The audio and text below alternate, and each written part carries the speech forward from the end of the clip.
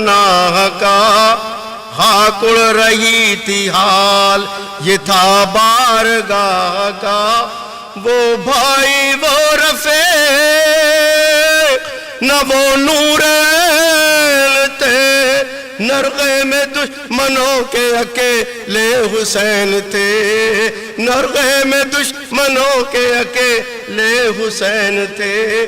عباس اب کہاں ہے، کہاں اکبر حسین، آدھا کو بڑھ کے روکنے والا کوئی نہیں، آدھا کو بڑھ کے روکنے والا کوئی نہیں، خیمے تک آ نہ جائے کہیں فوج اہل کی، رخصت کرو حسین کو اے زینب غزی، لا دو رسول پاک کا رختے کو ہے ہمیں، پہنا دو ہمیں ہاتھ سے زیب کفن، ہمیں پہنا دو اپنے ہاتھ سے زینب کفن ہمیں۔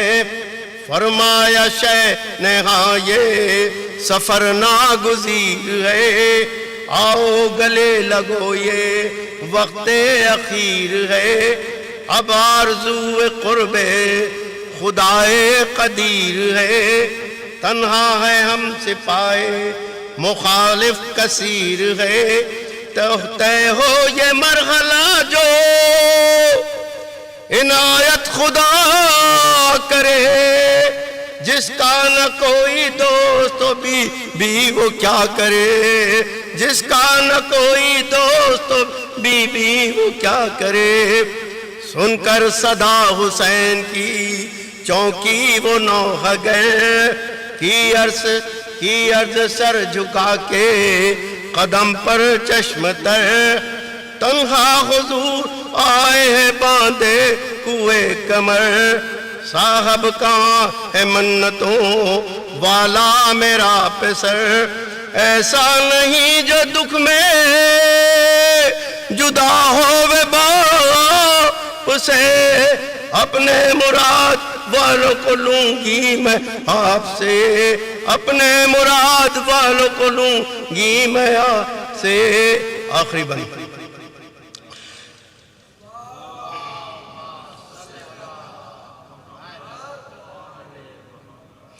اے جان فاطمہ میرا پیارا کدھر گیا، اے جان فاطمہ میرا پیارا کدھر گیا، اماں کی زندگی کا سہارا کدھر گیا، وہ 3 دن کی پیاس کا مارا کدھر گیا، سیدانیوں کی آنکھ کا تارا کدھر گیا، باتیں یہ سن کے کہنے لگے شاہ بہر یا رب جدا نہ ہو کسی ماں سے جواں پہ سر، یا رب جدا نہ ہو کسی ماں سے جواں پہ سر، جب خاتمہ بخیر ہوا فوج شاہ کا، نعرہ سلام۔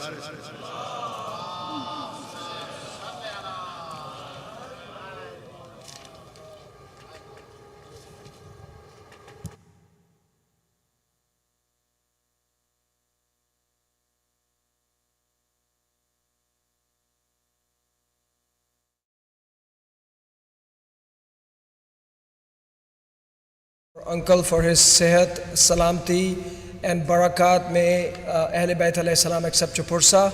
Recite a loud salawat for him. Allahumma salli ala Muhammad wa ali Muhammad. Brothers and sisters, before I have some programming announcements, I have an urgent appeal from our Baitul Ilm Relief Committee. As you are aware of the current situation in Parachinar, Pakistan, local relief workers have requested us to help them in this most difficult time. We have limited time to collect these funds and to send them. You are humbly requested to help us in raising funds for Parachinar families as they are facing dire situation at the moment. Please send your checks to Imami and write Parachinar in the memo. You can also give cash and checks to any Baitul Ilm volunteers. You can also sell the money to finance shaykhreza@baitulilm.org. If you have any questions, please contact Brother Jawad Hussain. Baitul Ilm Sunday School is currently holding an Arba'in food drive. As followers of Imam Hussain alayhi salam, it is our duty to help those in need. Please donate to Baitul Ilm Academy Sunday School Arba'in food drive. We are collecting all non-perishable food, groceries, and personal hygiene items. Refer to the flyer on our website. You can also drop the donations in the boxes located by the main entrance. Jazakallah. Recite a loud salawat. Allahumma salli ala Muhammad wa ali Muhammad. Tonight's Majalis is being sponsored by the family of Brother Bakir Lakhani and family of Sister Zainab Beg. For this family, sehat, salamti, and barakat in this life and hereafter, please recite a loud salawat. Allahumma salli ala Muhammad wa ali Muhammad. Let's recite a Surah Fatiha for all marhumin of this family and all the families marhumin who are present. All the families who are present, their marhumin, in particular for marhuma Aziz Fatima, masbukatan bi salawat. Allahumma salli ala Muhammad wa ali.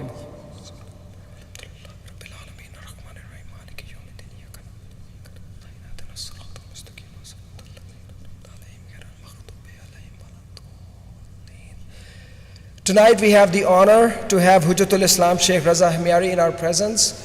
At this time, I would like to request him to please come to the minbar with a loud salawat.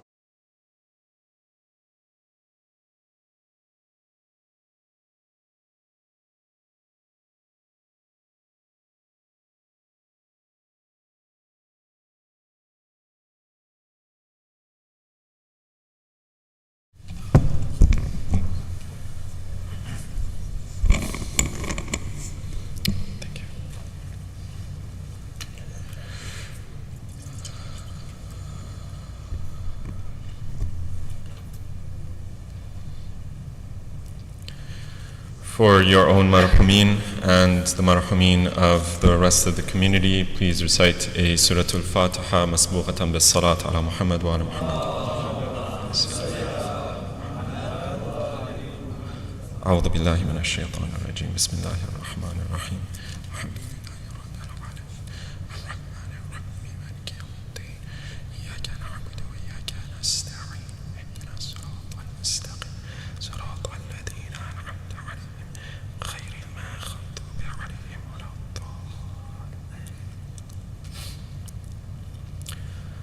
صلوا على محمد وآل محمد.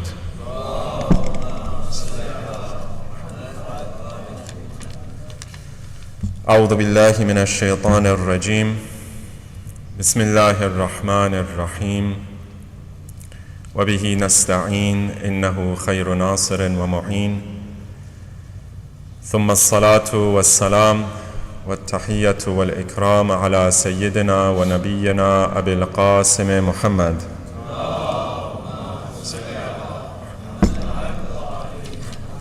وعلى أهل بيته الطيبين الطاهرين المعصومين، سيما بقية الله في الأراضين وحجته على الخلق أجمعين. السلام عليك يا أبا عبد الله وعلى الأرواح التي حلت بفنائك. عليك مني سلام الله أبدا ما بقيت وبقي الليل والنهار، ولا جعله الله آخر العهد مني لزيارتكم. السلام على الحسين وعلى علي بن الحسين وعلى أولاد الحسين وعلى أصحاب الحسين، واللعنة الدائمة على أعدائهم أجمعين من الآن إلى يوم الدين. أعوذ بالله من الشيطان الرجيم. بسم الله الرحمن الرحيم. رب اشرح لي صدري ويسر لي أمري واحلل عقدة من لساني يفقه قولي. أما بعد، فقد قال الله الحكيم في محكم كتابه الكريم: أعوذ بالله من الشيطان الرجيم. ولنبلونكم بشيء من الخوف والجوع ونقص من الأموال والأنفس والثمرات بشر الصابرين الذين إذا أصابتهم مصيبة قالوا إنا لله وإنا إليه راجعون صدق الله العلي العظيم صلوا على محمد وعلى محمد. Dear brothers and sisters in Iman, Assalamu alaikum wa rahmatullahi wa barakatuh. Yesterday we began a discussion on the two models that we have from the Ahlul Bayt in terms of their actions and their approach towards the political and the social situation of their time. And we said that one of the key ways of understanding the differences between these different approaches is that the Ahlul Bayt looked at the higher priorities that Islam had and not just the individual ahkam that other people were privy to, that other people saw. There, in the story of Abu Abdullah al-Hussein alayhi salam, there were individuals who would try to stop Abu Abdullah from going on his path towards Karbala, towards Ashura, and towards the city of Kufa, to uphold, as the Imam in some reports has said, to uphold the Sunnah of Rasulullah and to establish good and to forbid evil. The Imam says this to some of his sort of naysayers, to some of his critics. To other critics he says that this is a mission that Rasulullah has given me.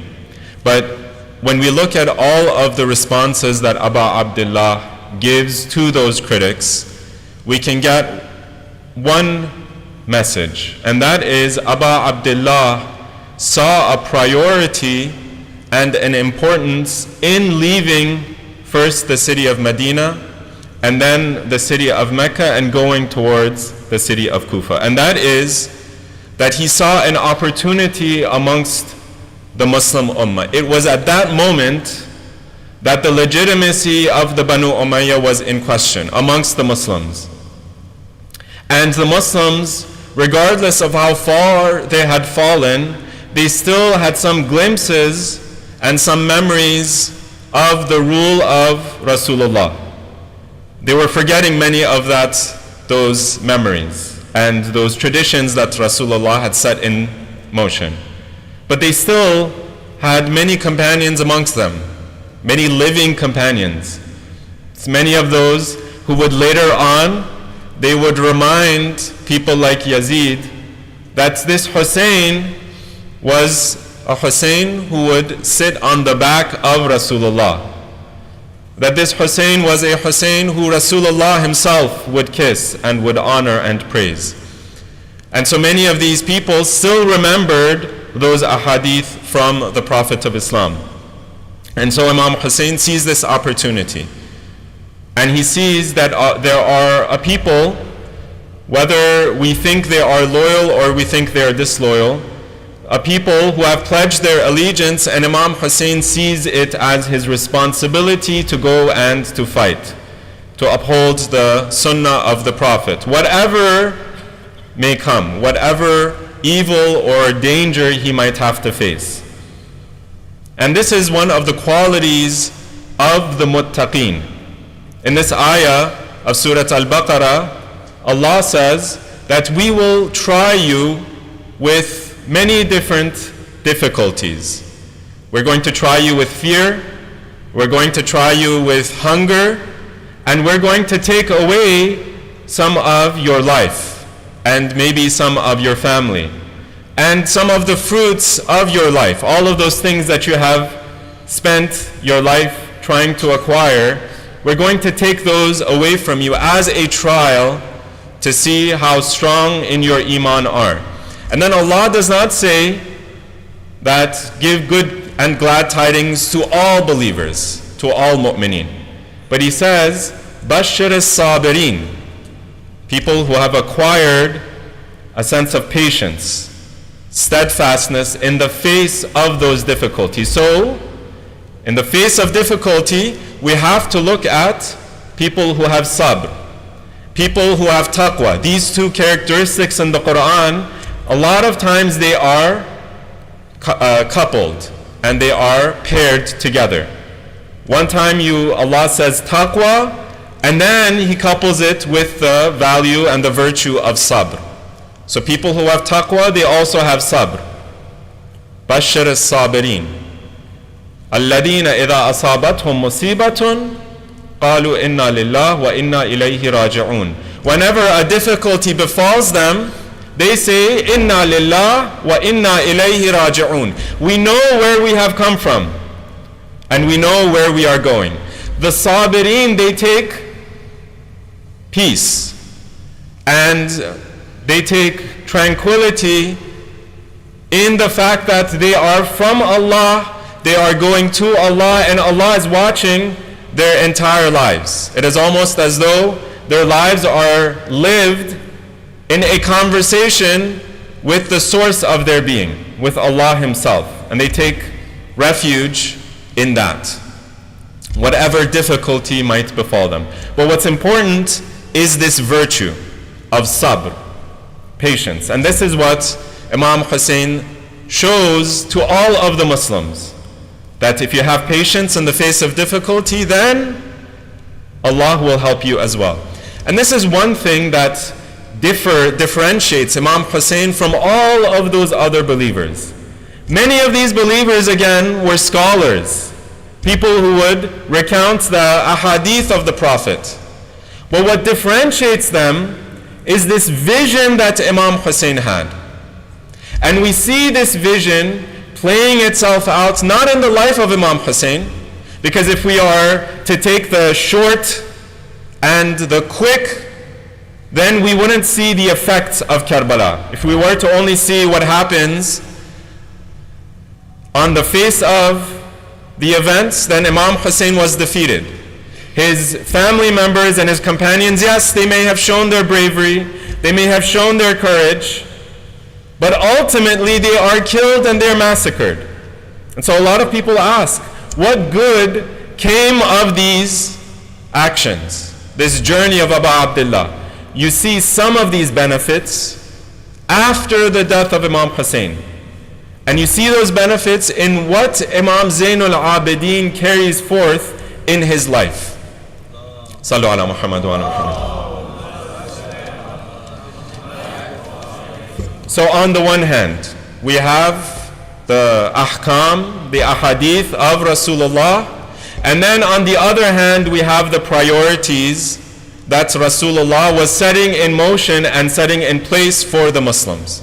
And a lot of times, those priorities we are not privy to. We might not even know what those priorities are, because we don't have the full picture. And we don't properly understand our place and the society that we live in. And this is one thing that I want to mention tonight when we are trying to understand how did and why did Imam Zainul Abidin respond to the situation of the Muslims.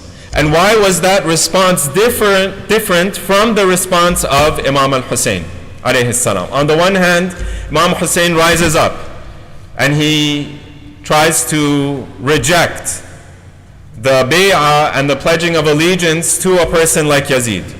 On the other hand, Imam Zainul Abidin, in fact, he is never asked to give allegiance to Yazid or any of the successors of Yazid. But he never rises up. He never even protests out in public, or at least we don't have the records that he protests out in public against the Banu Umayyah and their so-called Khilafah, or their so-called Mulk, their kingship, as they would like to call it. I want to just mention 3 different ways that we can learn from the life of Imam Zainul Abidin how to understand those priorities and how to bridge that gap between the ahkam and the teachings of Islam and implementing those teachings in our lives. I mentioned last night that a lot of times in our own lives we try to learn, and we try to, for example, listen to lectures. If the lectures that we have locally are not good enough, then we listen to other lectures online. or maybe we might even have a sort of a news feed and Twitter feed that we get information from different places. But we have to also pay attention to the harms that that knowledge can present in our lives. There is a saying, there's a hadith of Amirul Mu'mineen Ali ibn Abi Talib alayhi salam, where the Imam says, "Ala la khayra fi ilmin laysa fiha tafahum. Ala la khayra fi qira'atin laysa fiha tadabbur." In our day, where we call it the age of technology and the age of information, a lot of times we see that people know a lot, they have a lot of facts, but then when you scratch the surface, a lot of those facts are very superficial. People sometimes memorize the Quran, but they don't really understand all of the different parts of the Quran, how they interact, and you might look even at their own lives, and their lives are in complete ruins. People who try to put on the presentation of Islam, and when you scratch the surface, a lot of their own lives are in shambles. They put on a good show, but then they don't understand how to prioritize the most important things that Islam asks of them. They seclude themselves sometimes in their own homes. They can't have good relationships with their communities, with their own families, and so on and so forth. We might witness this sometimes in our own lives. I don't know how to interact with even my brother or my sister.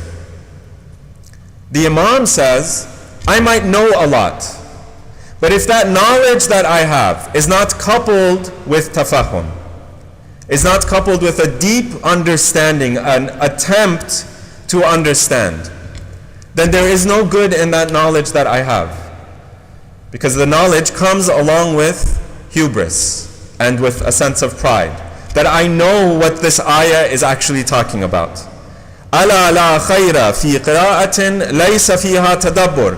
Whenever you're reading the Quran or you are reading a hadith, you might think, okay, now I have all of the answers. But if that qira'ah of the Quran, or you're looking at a hadith, does not come with a moment of reflection, how am I going to fit this in my life? Does this mention the priorities that I'm supposed to fulfill in my life or not? Then that qira'ah, that ilm is worthless. In other ahadith, there's a hadith of our sixth Imam, Imam Ja'far al-Sadiq alayhi salam,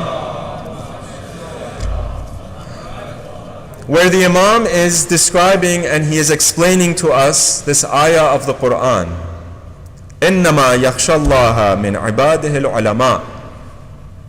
Indeed, truly the ulama are those who fear Allah amongst His servants, amongst His creation. The Imam says, by ulama, the Quran means مَنْ صَدَّقَ فِعْلُهُ قَوْلَهُ. An alim, a person who has knowledge, it's not just someone who goes and gathers knowledge as though it is some sort of bank account that now I have 50 more knowledge points. It is a person whose actions reflect what he says. Man saddaqa fi'luhu qawlah. Person who, what he says, it is in line with what he does. وَمَنْ لَمْ يُصَدِّقْ فِعْلُهُ قَوْلَهُ فَلَيْسَ بِعَالِمٍ.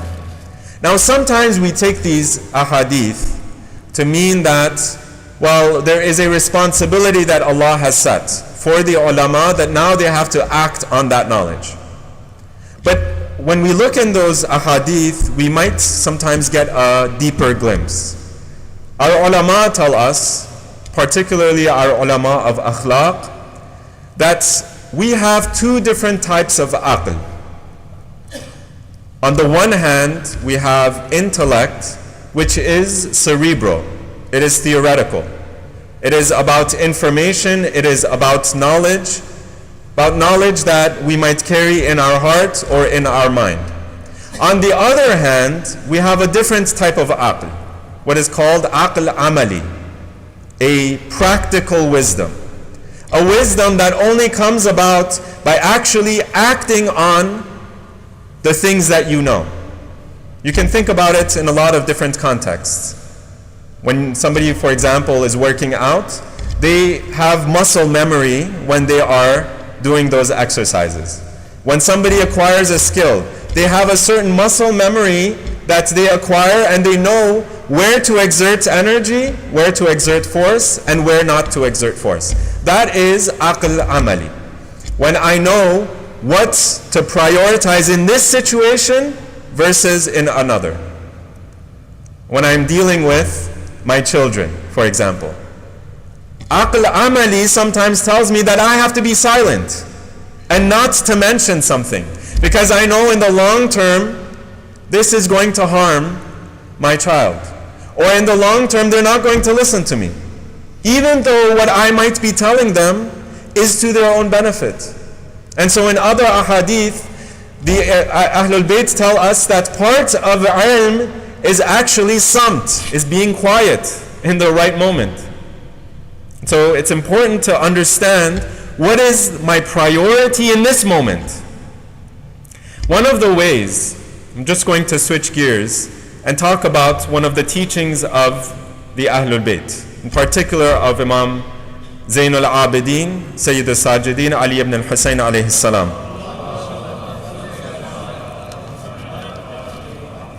This is one of the keys that Imam Zayn al-Abidin tells us. On the one hand, a lot of times we think about our rights. I think about my right as a father, my right as a son, my right as a husband, as a community member, and so on and so forth. And this is one thing that the Ahlul Bayt teach us. When Imam Zayn al-Abidin is faced with Yazid, he says, "Do you not know who I am? I am the grandson and I am the progeny of Rasulullah. I am the progeny of Haydar, Ali ibn Abi Talib, the hero of all of the battles. I am the progeny of Lady Fatima Zahra." And he begins to state the rights that lineage gives him and the rights that he has upon the rest of the Muslims. But on the other hand, one of the teachings of Imam Zayn al-Abidin in particular is that we shouldn't focus so much on our rights. Rather, a lot of times we actually should focus on our responsibilities towards other people. In Arabic, the word right and responsibility are both mentioned, and they're both talked about in terms of a single word, haqq. Many of us may have heard the treatise of Imam Zayn al-Abidin, Risalatul Huquq. Some of us have heard of this. The treatise of rights is usually how it's translated. But in fact, when we read the Risala, the Imam doesn't talk about my right as a parent, or my right as a child, or my right in terms of God, or my right towards my tongue. The Imam, he talks about all of these different things. My relationship towards Allah, my relationship towards my own body, and then my relationship towards other people. What the Imam focuses on, however, is my responsibility in relation to all of these things. First towards God, then towards myself, my body, my soul, and then towards the other people in my life. And so I want to just read some of these sentences, these phrases that Imam Zayn al-Abidin mentions. Sallu ala Muhammad wa ala Muhammad. The Imam says, فَحَقُّ أُمِّكِ أَن تَعْلَمْ. The right of your mother, your responsibility, in other words, towards your mother, is that you know. He starts out first with knowledge. أَنَّهَا حَمَلَتْكَ. That she has borne you and she has held you, and she has held you in her stomach in a way that no one has borne and no one can bear another person, and she has fed you in a way that no one can feed another person. She has fed you min thamarati qalbiha, from the fruits of her heart. Ma la yut'imu ahadun ahada. She has fed you in a way that no other can feed you. Wa annaha waqatka, and she has protected you with her ears, with her eyes, with her very body, and the dearest things that she has towards you and for you. Talks about responsibility. And then he moves on. وَحَقُّ أَبِيكَ أَن تَعْلَمَ أَنَّهُ أَصْلُكَ. The right and the responsibility that you have towards your father, and the right of your father upon you, is that you know that he is your source. He is the origin of your very being. وَأَنَّهُ لَوْلَاهُ لَمْ تَكُنْ.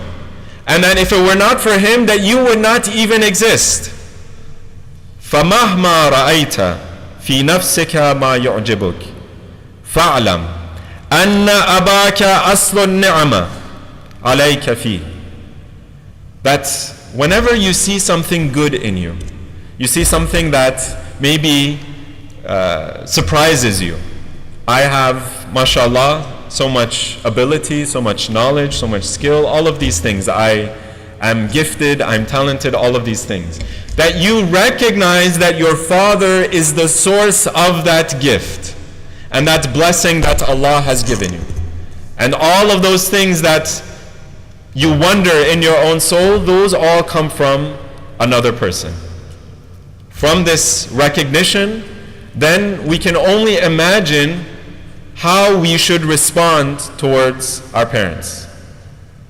And then we have other ahadith. And this isn't just on the teachings of Imam Zainul Abidin. We have a hadith, a very beautiful hadith I'd just like to mention from Rasulullah himself, sallallahu alayhi wa alayhi,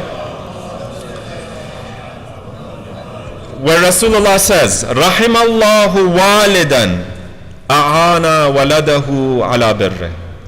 On the other hand, may Allah have mercy and compassion upon a father who helps his child have and do good towards him. Now think about how that works.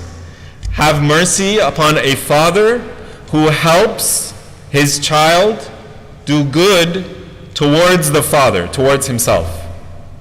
What type of relationship do I have to have towards my son, towards my daughter, so that I can help them do good towards me? I think about, first, my responsibility towards them, not their responsibility towards me. That's sometimes something that we confuse. Yes, a father has a responsibility towards their son, and a son has an equal or a greater responsibility towards the father. So one of the messages and the lessons that we take from the Ahlul Bayt is first thinking about my responsibility towards others, and then thinking about their responsibility towards me. This is something that sometimes in our society we don't think about too much. I think about my rights before I think about other people's rights. Sallu ala Muhammad wa ala Muhammad. And one of the messages that Imam Zainul Abidin gives is prioritizing my responsibility towards Allah. And so in Dua Makarimul Akhlaq, Imam Zainul Abidin, he mentions, Allahumma salli ala Muhammad wa alih, wakfini ma yashghaluni al-ihtimam bihi, wasta'amilni bima tas'aluni ghadan anhu. O Allah, free me from all of the things that take me and pull me away from yourself, and make me act in all of those things that you are going to ask me and you're going to hold me responsible for in the future, on the Day of Judgment. So ultimately we think about our responsibility towards Allah. The second way, first was thinking about our responsibility towards others and then our rights against them. The second is thinking about my capacity and my limitations when I am thinking about my responsibilities. And this is something that when we think about the ahkam and the sharia, sometimes we don't really take account of. Now, we said there are responsibilities that Allah has for us and against us. We have to understand what are the red lines that the sharia has set in place. So I cannot shirk on those responsibilities. When something is wajib, salat, siyam, zakat, whatever it might be, then I have to fulfill that. But when it comes to those priorities that I set for my life, the things that I give more attention to or less attention to, I have to think about it in terms of, first of all, what is my capacity as a believer? And so we have a hadith where the Ahlul Bayt, they say, do not overcommit yourself, even towards ibadah. Don't make ibadah something that you have sort of a bad impression of, that makes you work too much, that makes you go overboard. So I have to understand what is my capacity. And this is something that, in particular, we think about when we are, for example, deciding between different responsibilities that we have. On the one hand, we have a responsibility towards sadaqah. On the other hand, we have a responsibility towards, for example, going to Hajj. All of these things, all of these different priorities that we have to first account for my limitation. But one of the things that we see in the life of Imam Zainul Abidin is that he is willing to move beyond himself. And he sees this in a context and in an environment where the society is pulling itself apart. We as limited human beings, a lot of times I have to see my capacity. Whereas the Ahlul Bayt, they move beyond themselves. They have a full understanding of what is going on in their society. And we as well take lesson from that. In other ahadith, we all have heard of this responsibility, this hukm, this wajib that we have for husnul dhan. Many of us have heard this term, husnul dhan, that you have to have a good impression of other people, particularly of believers. If a mu'min does not give me salam, I have to come up with 100 different excuses for my believer. In other ahadith, in fact, we have that you have to take account of the context that you find yourself in. If the context and the environment is a normal and healthy environment, then you have to have husnul dhan. You have to think about all of the excuses. Think about 100 excuses, 50 excuses, whatever it might be. My brother, he isn't feeling well. He is preoccupied by something. He has all of these other things on his mind.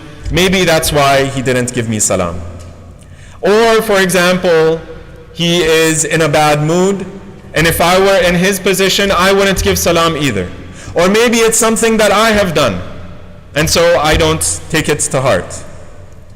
But in other ahadith, the Ahlul Bayt teach us to know our context, know our circumstances. If I am in a relationship where that person that I am dealing with, I know their character, I know their personality, or I am living in an unhealthy society, and everyone is constantly suspicious of other people, then husnul dhan in that society is just fooling myself. I don't have a responsibility towards husnul dhan. And in fact, I should be more realistic in my circumstances. This is knowing our context. The Ahlul Bayt, and particularly Imam Zainul Abidin, he understood the context of his society. There are various ahadith and various reports, historical reports that we have, that after the events of Ashura, as the caravan goes towards the city of Sham, it is said that the Ahlul Bayt are constantly trying to remind the Muslims of what was occurring in the land of Karbala, what had just happened. and what the Muslims themselves had perpetrated. And the Ahlul Bayt carry on this message. And it is through these events that the Muslims, they now get a courage and a bravery, but then that bravery goes to the wrong extreme. This is a lot of times what happens in a large society. On the one hand, the Muslims are fearful and afraid of the Banu Umayyah, of Muawiyah, who is willing to kill every critic, every individual who raises his voice. And we have many examples of this. Many of the followers and the companions of Amir al-Mu'mineen, as soon as they would criticize Muawiyah, Hujr ibn Adi, it's a perfect example. A companion of Rasulullah himself and of Amir al-Mu'mineen, he is beheaded and his head is carried through the different cities. This was the legacy of Muawiyah. After the events of Karbala, the Muslims, after being fearful and cowardly, now they get a courage. And now they get a bravery that they had never experienced before. Now you see that each and every one of the Muslim cities, Kufa in the beginning, many of these individuals, they rise up. And first you have the Tawwabun. And then, even in the city of Medina, many people who were afraid of Muawiyah, they send a delegation to Yazid to verify whether Yazid is a proper, upstanding Muslim or not. And this delegation, they go and see Yazid and they realize that Yazid is not someone who they can consider a Khalifa. And they come back and the city of Medina rises up and they reject Yazid as their governor. And they in fact kick out that governor. And now the city of Medina has risen up, and even the Banu Umayyah, we know that one of the enemies of Abu Abdullah al-Hussein, one of the people who threatened Abu Abdullah, was a man by the name of Marwan ibn Hakam, part of the Banu Umayyah. It is said that Marwan is afraid for the members of his own family. And he goes knocking on the doors of the other companions, some of these scholars that are mentioned in the books of history. According to Tabari, one of those people that he knocks on the door of to take refuge for his family, not even for himself. He says to Abdullah ibn Umar that my family is in danger. These people of Medina, they have risen up and they are putting my family's life, my women and my children, in danger. It is said that Abdullah ibn Umar, he rejects him. He says, I know what you guys are up to and I don't want to have anything to do with you. And Marwan, the enemy of the Ahlul Bayt, he is without any refuge, and then he goes and knocks on the door of Imam Zainul Abidin. This was a year or so after the events of Karbala. And it is said that Imam Zainul Abidin gives refuge even to the family of Marwan, because he understands that the priority of Islam is not to kill people who are innocent, but rather to give them refuge in times of despair, in times of turmoil. And so it is said that Imam Zainul Abidin, he tries to quell many of these fires that were lighting up throughout the Muslim Ummah. And he tries to establish a model for the Muslims to uphold. On the one hand, he gives refuge to his enemy's family. On the other hand, people who come and attack and insult the Imam in front of his own companions, we have many examples of this. It is said that the Imam, he goes and forgives that person. Through his own personal conduct, he understands the context, he understands his society, and he even understands his own personal capacity, and he tries to quell a lot of these fires that are rising up. This is what an Imam does. I mentioned the sayings and the teachings of Imam Zainul Abidin. Sallu ala Muhammad wa ala Muhammad. And in fact, in another saying of our 8th Imam, we understand a deeper sense of the capacity and the responsibility of an Imam. He says, إِنَّ الْإِمَامِ الْأَنِيسُ الرَّفِيقُ. An Imam is a person who understands his society, and so he is like a beloved friend. He is like a mother towards the Ummah, like a father who cares about his son more dearly than anyone else does. And the Imam does this by understanding what is going on in his society. What are the major ills and problems that that society has? And so when we look in the life of Imam Zainul Abidin, he upholds this model of taqwa as an alternative to what the mu'mineen and the Muslims understood before that. The Muslims they thought that true Iman and true Islam comes only through power. Until a point where Imam Hussein is killed because of that power. But then Imam Zainul Abidin, he changes the trajectory of the Muslim Ummah. And he upholds a model of taqwa that is separate from power, to such an extent that Yazid passes away, and then Marwan ibn Hakam, he becomes the next Khalifa. And then his son, Abdul Malik. And it is said that Marwan, because of that history, because of that background that he had, that relationship that he had with Imam Zainul Abidin, and what he understood from the actions of Imam Hussein, it is said in certain reports that Marwan told his children, he gave them this testament, that do not attack or even insult, put in danger the Ahlul Bayt. To such an extent that it is said that one of the children of Abdul Malik ibn Marwan, the Khalifa of the Muslims, this is a story that many of us might have heard. One of these children, he is going to be the next Khalifa of the Muslims. He comes towards the Hajj. He is engaging in the Hajj, going towards the Kaaba, towards Mecca, and he enters into Masjidul Haram, the position of power, position of grandeur. And it is said that the Muslims are doing tawaf around the Kaaba. And many of these Muslims, they don't pay much attention to this prince, to this next Khalifa, even though this person came with all of his retinue, all of his companions. And then all of a sudden, a single individual, a single man, walks into Masjidul Haram.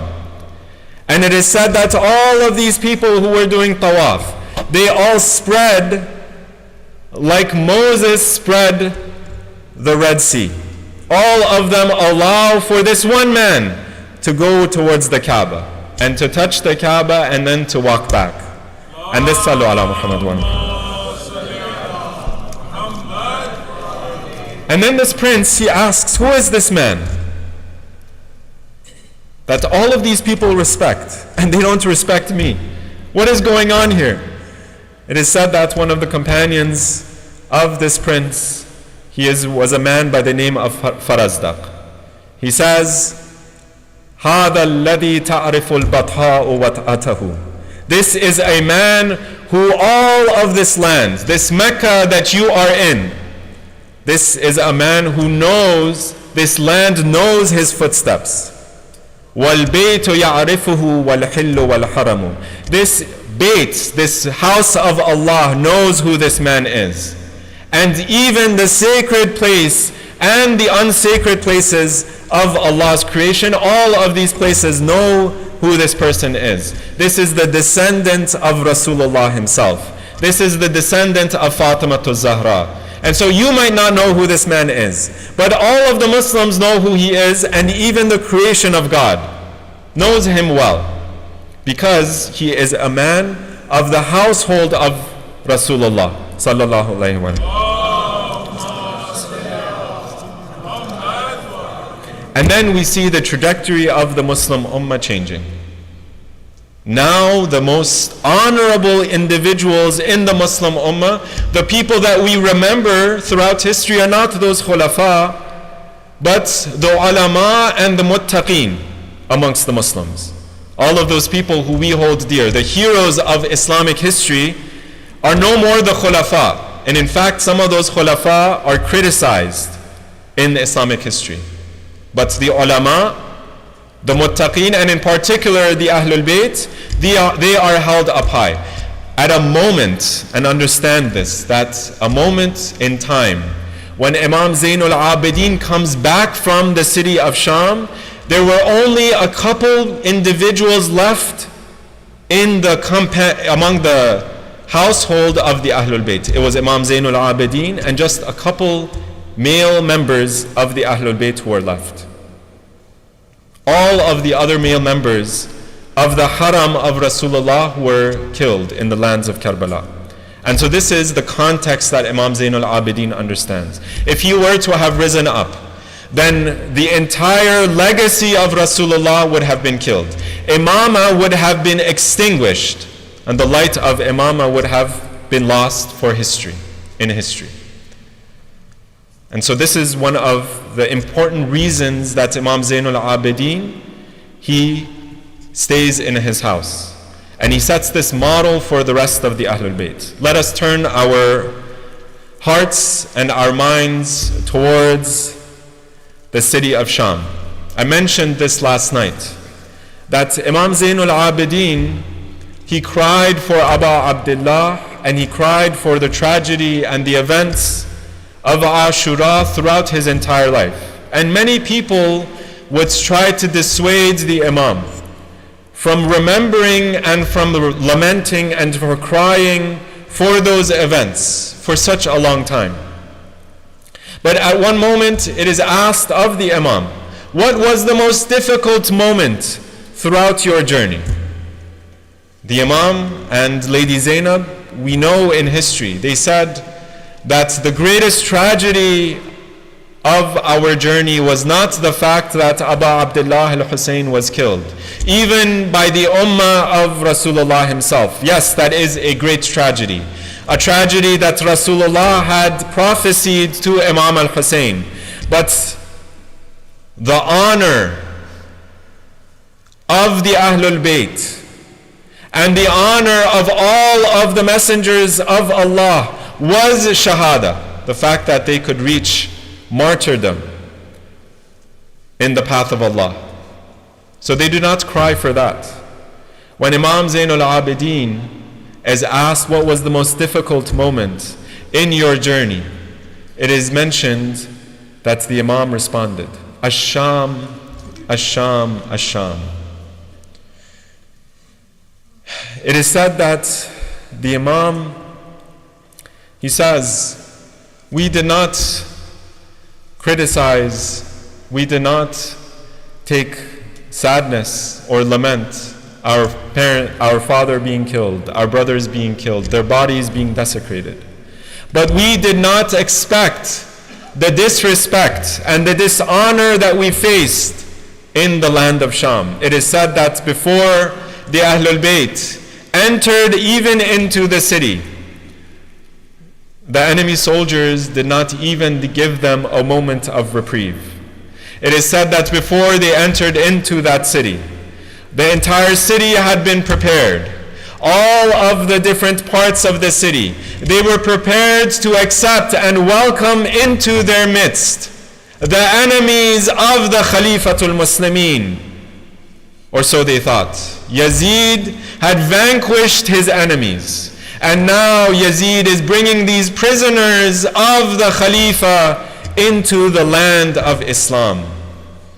But before they entered into that city, it is said that either Lady Kulthum or Lady Zainab, they ask these enemy soldiers that, okay, you are forcing us to enter into the city, but allow us to enter into not the main gate of the city, but enter into the city from a side door or a side gate, and take these heads from amongst our midst, so that the little children do not look at the heads of their fathers and their brothers, because whenever they look up, they see their fathers and their brothers' heads displayed above them.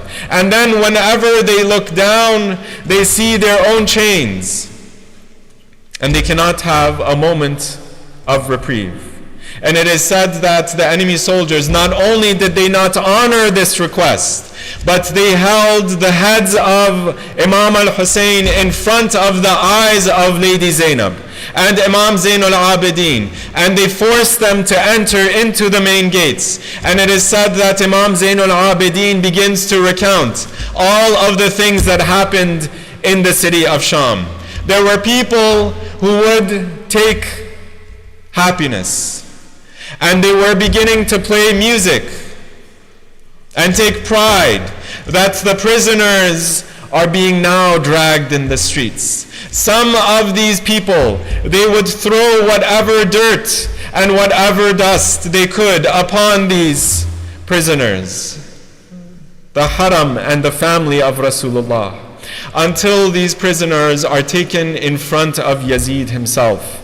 The head of Imam Hussein is placed in front of his own enemy, Yazid. And it is said that Yazid begins to play with the lips of Imam al-Hussein with a wooden cane.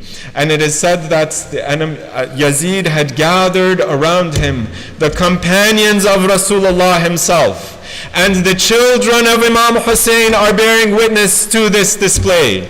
And Imam Zain al-Abidin is forced to bear witness to this display.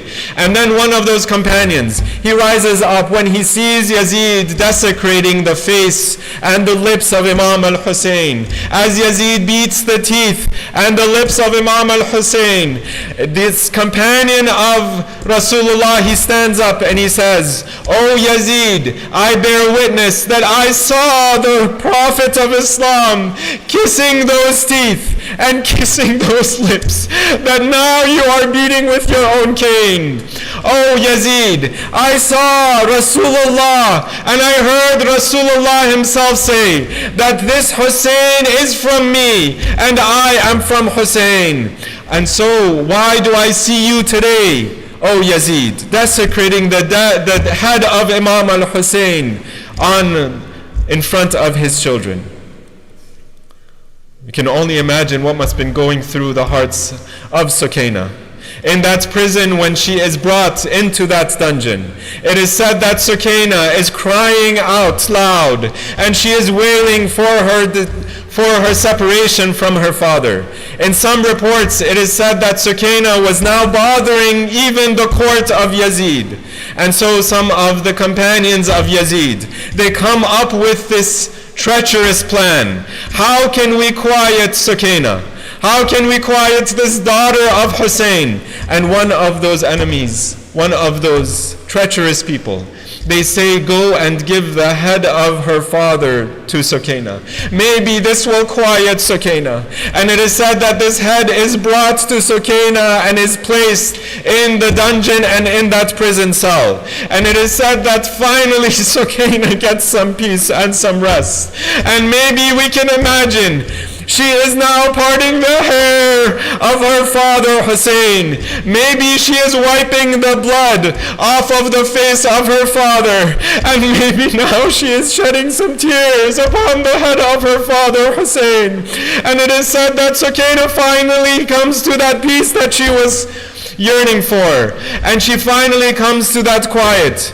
And it is said that she gives her life and her heart breaks with the head of her father in her lap. وَسَيَعْلَمُ الَّذِينَ ظَلَمُوا أَيَّ مُنْقَلَبٍ يَنْقَلِبُونَ إِنَّا لِلَّهِ وَإِنَّا إِلَيْهِ رَاجِعُونَ. مات حسين.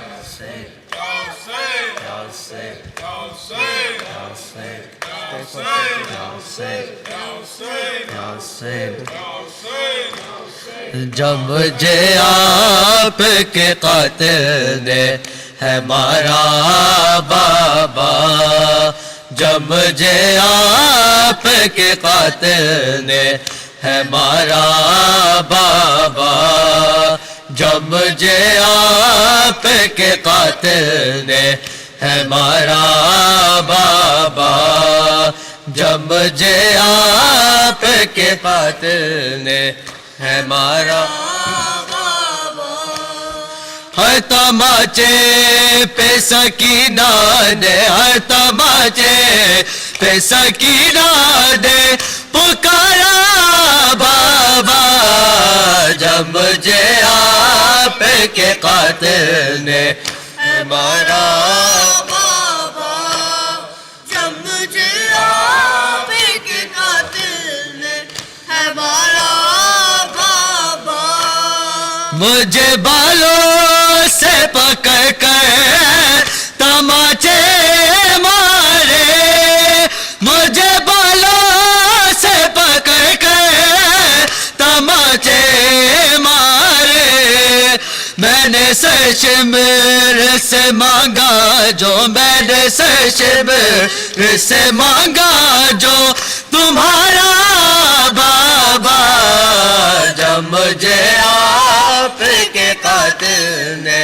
ہے مارا بابا، جب مجھے آپ کے قاتل نے ہے مارا بابا، وہ جو دریا اپنے تحفے میں مجھے بخشے تھے، وہ جو دریا اپنے تحفے میں مجھے بخشے تھے، ان کو بے دردی سے ظالم نے، ان کو بے دردی سے ظالم نے اتارا بابا، جب مجھے آپ کے قاتل نے ہے مارا بابا، جب مجھے آپ کے قاتل نے ہے مارا بابا، آپ کے سینے پہ آرام سے سودے والی، آپ کے سینے پہ آرام سے سودے والی، سو کے اب خاک پہ کرتی ہے، سو کے اب خاک پہ کرتی ہے گزارا بابا، جب مجھے آپ کے قاتل نے ہے مارا بابا، جب مجھے آپ کے قاتل نے ہے مارا بابا، ساتھ رہواروں کے دورایا گیا ہے مجھ کو، ساتھ رہواروں کے دورایا گیا ہے مجھ کو، چوڑ زخموں سے بدن میرا، چوڑ زخموں سے بدن میرا ہے سارا بابا، جب مجھے آپ کے قاتل نے ہے مارا بابا، جب مجھے آپ کے قاتل نے ہے مارا بابا، میری غربت پہ چچا جان کا سر روتا ہے، میری غربت پہ چچا جان کا سر روتا ہے، ان کی غربت میں کروں کیسے، ان کی غربت میں کروں کیسے گوارا بابا، جب مجھے آپ کے قاتل نے ہے مارا بابا، جب مجھے آپ کے قاتل نے ہے مارا بابا، نوکے نیزہ پہ اسے دیکھوں تو دیکھوں کیسے، نوکے نیزہ پہ اسے دیکھوں تو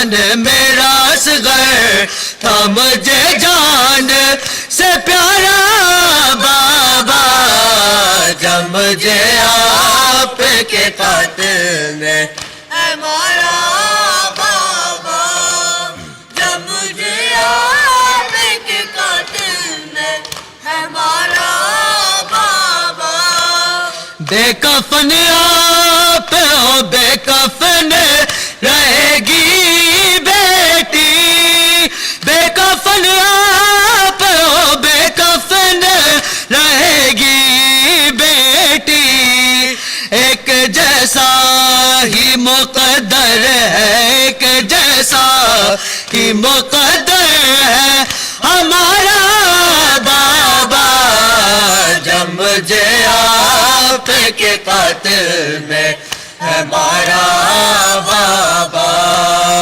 जब मुझे आपके कातिल ने हमारा बाबा हर तमाचे पे सकीना दे हर तमाचे पे सकीना दे पुकारा बाबा जब मुझे आपके कातिल ने हमारा बाबा जब मुझे आपके कातिल ने हमारा बाबा या हुसैन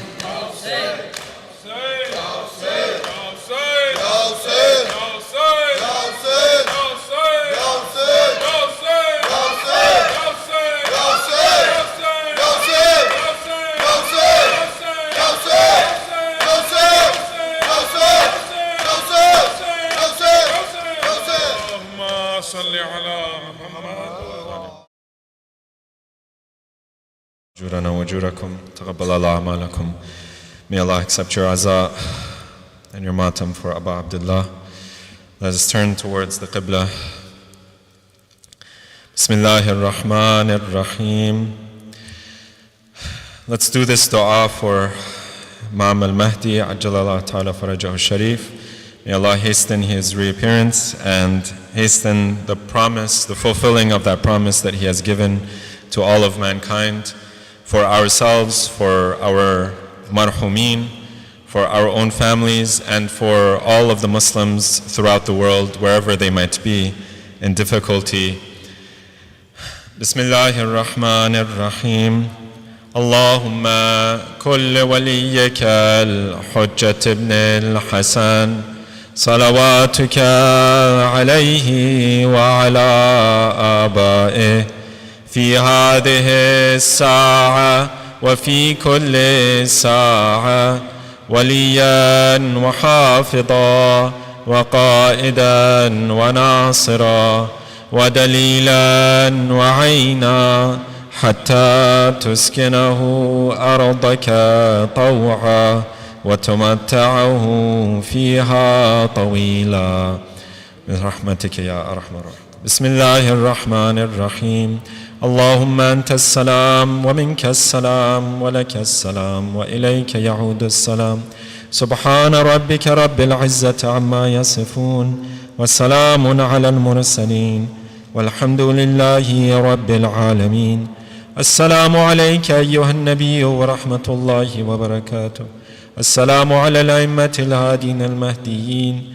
السلام على جميع أنبياء الله ورسله وملائكته. السلام علينا وعلى عباد الله الصالحين. السلام على علي أمير المؤمنين. السلام على فاطمة الزهراء سيدة نساء العالمين. السلام على الحسن والحسين سيدي شباب أهل الجنة أجمعين. السلام على الحسين وعلى علي بن الحسين وعلى أولاد الحسين وعلى أصحاب الحسين. السلام على 9 المعصومين من ذرية الحسين. السلام على الحجة ابن الحسن القائم المهدي عجل الله تعالى فرجه وسهل الله مخرجه وجعلنا من أعوانه وأنصاره وشيعته والمستشهدين بين يديه. السلام عليكم جميعا ورحمة الله وبركاته. صلوا عليه.